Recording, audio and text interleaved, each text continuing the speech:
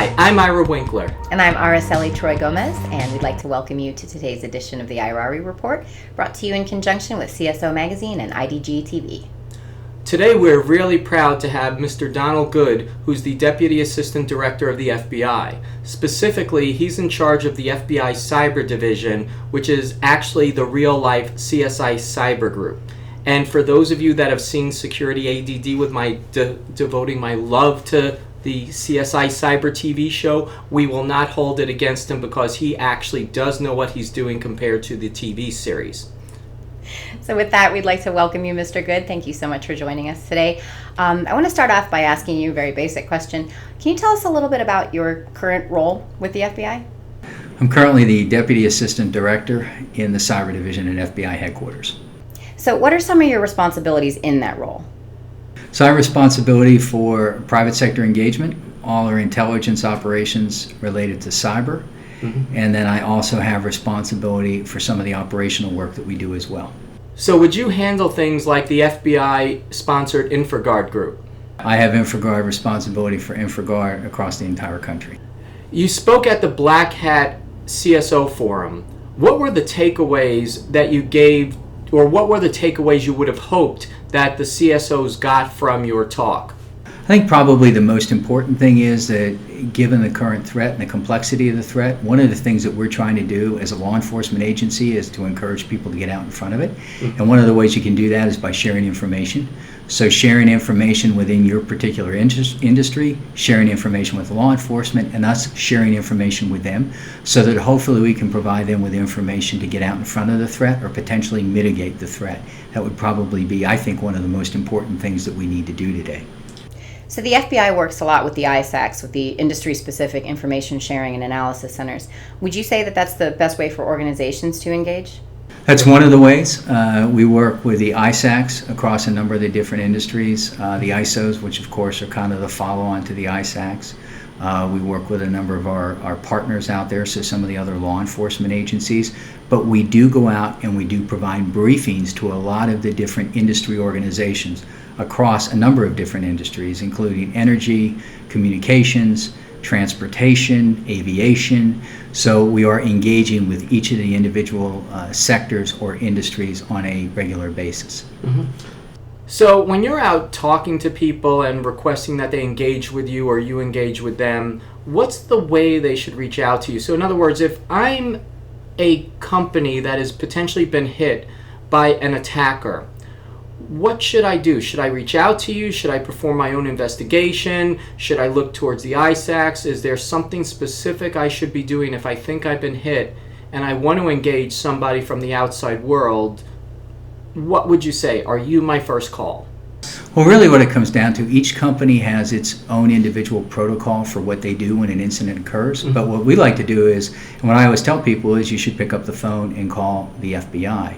If you call the FBI, you would ask to speak to either the supervisor of the cyber task force or to the special agent in charge and engage with us. Give us the opportunity to talk with you, possibly come out, work with you a little bit to determine what happened, and then see where you go from there. We're also encouraging our executive management in the field, so our special agents in charge, as well as our assistant special agents in charge, our supervisors for our cyber task forces, to go out and actually engage with the executives. So the CEO, the CISOs, the CSOs of some of the larger corporations in their area or the more significant corporations in their area to develop a relationship.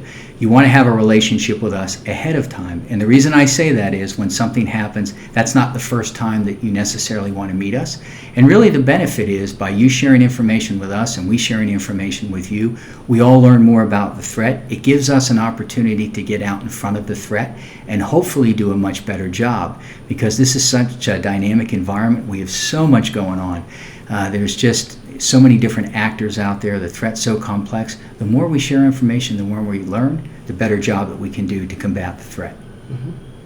So when we're talking about the nature of threats that people face and things like that, you know, they face attackers of different skill levels. You know, are they local attackers? Are they international attackers? Specifically, what should people be worried about from a threat perspective, or should they be looking at installing countermeasures, or should they be looking at protecting themselves from specific threats based on your experience of the FBI going out and helping people or investigating their crimes?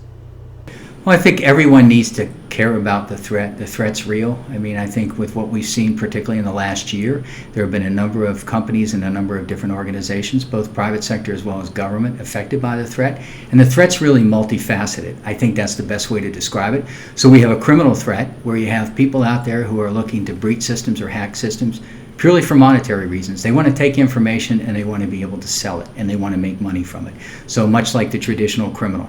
And then you also have the nation state threat. So we have adversaries overseas who are looking to come in and actually take data for purposes of stealing proprietary information or maybe engaging in espionage opportunities or actions.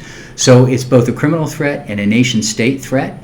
And it's multifaceted and it's complex. So it's hard to narrow it down to one thing. I think the most important thing is that companies actually engage in good information system security practices and realize that if you're a company out there today, you're vulnerable, no matter who you are, whether you're small or large. And if you hold a lot of personally identifiable information, one of the things that we've seen is that those companies tend to be, even at times, greater targets just because of the information they hold. And people look at it as a potential treasure trove. Mm-hmm. So we've noticed that a lot of people feel like the FBI and other law enforcement agencies are out there helping to protect against cyber criminals, cyber crimes, and impacts of incidents and breaches. I think Ira and I look at it more as a law enforcement agency is there for the enforcement function. There's a reactive component to it. But we'd like to hear from you. Would you describe the FBI's involvement in cyber related matters as being more proactive? Are you out there trying to stop things before they start? Are you reactive and functioning in a law enforcement capacity? Is it kind of a combination of both? So our real role as a law enforcement agency is investigation, disruption, attribution, and prosecution. That's what we do as a law enforcement agency. However, what we also do is we believe this is a relationships business, and that one of the biggest challenges for us is to get people to pick up the phone and call us and say, I've been breached, or I think I have a problem. And so that's where the private sector engagement piece of it comes in. So we're out there engaging proactively with companies at the CISO, at the CSO, at the CEO level to establish those relationships and try and get out in front of it. But we don't provide information system security consulting. That's really not our role. It isn't our role. Many of these companies have cybersecurity management or security firms on a retainer, and they're working with those folks. We will come in, we will engage with you. If we see a particular threat, let's say, for example, in the healthcare sector, we'll come in and where appropriate, we'll brief people. We'll let you know because we want to, if we can, we want to prevent something from happening. But by and large, our role, again, is investigation, disruption, attribution, and then working with the U.S. Attorney's Office to prosecute cases. So we previously interviewed Howard Schmidt, and when we spoke to him, he said the most important takeaway companies can have is good cyber hygiene. In other words, protecting their organizations, implementing basic security mechanisms on a consistent, regular basis, and implementing them well. Would you say from your experience that implementing good cyber hygiene is sufficient for organizations to go ahead and prevent significant attacks? Or more specifically, and this is a touchy question, should companies, is there a significant return on investment for good cyber hygiene? That's a difficult one to answer, and the reason I say that is every company's budget is different, and their outlook, I think, on information system security is different, and we're not in that business, so it's difficult to comment on that. I do think it's important, particularly the larger companies, they know what they need to do, and I think to the best of their ability, they do it. But you're dealing with a sophisticated actor. So at the end of the day, you've got a lot of smart people in this landscape, and at the end of the day, even if you do all the right things, there's always a potential that someone can exploit or find a vulnerability. That's how quickly this particular landscape evolves. It's just a very the threat's complex. It's a very fast-moving, dynamic environment, and so it's a challenge, even for those companies that have invested a significant amount of money and have done a great job with their information system security practices. It's a major challenge. So when a responder engages the FBI or calls the FBI believing that they're part of an ongoing incident or some sort of active, cyber event, what action can they expect the FBI to take or to lend to the investigation beyond saying that the FBI will take a report and look into it for them? I mean, we do provide value because we're sending people out who are cyber trained, who have a lot of experience in cyber. We're sending our best and brightest out to many of these breaches or hacks.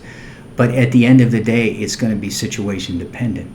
So it's very difficult for me to speak to any specifics, in fact, actually impossible. It really depends on what occurs on site, not only with us, but some of the other people who might be on site, whether it's a cybersecurity firm or some of the other federal partners that we work with in these instances. Each breach is unique, even though we think it might be the same actor. Based on our experience, each breach is unique. And so depending on who's on site, that's really what dictates what we can do and in what avenue we go down with that. But wherever we can, certainly we're going to try and do our best to help folks out. So now, in keeping with that question, what resources is the FBI going to bring in, provide, or whatever when they call you in and you believe it's a significant incident that deserves a significant amount of attention? So a number of resources, actually. We have in each of our 56 field offices, we have a cyber task force, which is made up of special agents who are highly trained in cyber, also computer scientists. We also have intelligence analysts in the office who specialize in cyber work. And then in many instances, we also have our state and local partners who are part of those task forces. So if you call and you believe you've been breached, we would have someone from the cyber task force respond. They would do an initial assessment, talk with your company, talk with your people, find out exactly what's happened. And then if we deem it to be significant enough, we have additional resources that we would bring in. For example, we have a cyber action team, which I describe as almost a cyber SWAT team that we could bring in and that we oftentimes do deploy. It's made up of our best and brightest agents and technical people from across the country, and in some instances even people across the world. We also deploy our computer analysis response team, which handles all the forensics for the investigation and has a number of different forensic capabilities to examine what was done on the network, how things were performed, all the analysis of all the technical information. So a full complement of resources. And we'll stay on site as long as necessary, and we will work with your people. We realize you're in business to make money. We're not going to shut down your network. We're not going to take over your network. We're going to do the best we can to minimize the disruption to your business, but gather all the information we need and work very, very closely with your people. And we're going to be upfront with you to the greatest extent that we can and let you know what we're seeing and what we're gathering. So now the PR people are telling us we're short on time. And with that in mind, what is a takeaway you would like the viewers to take away from this interview?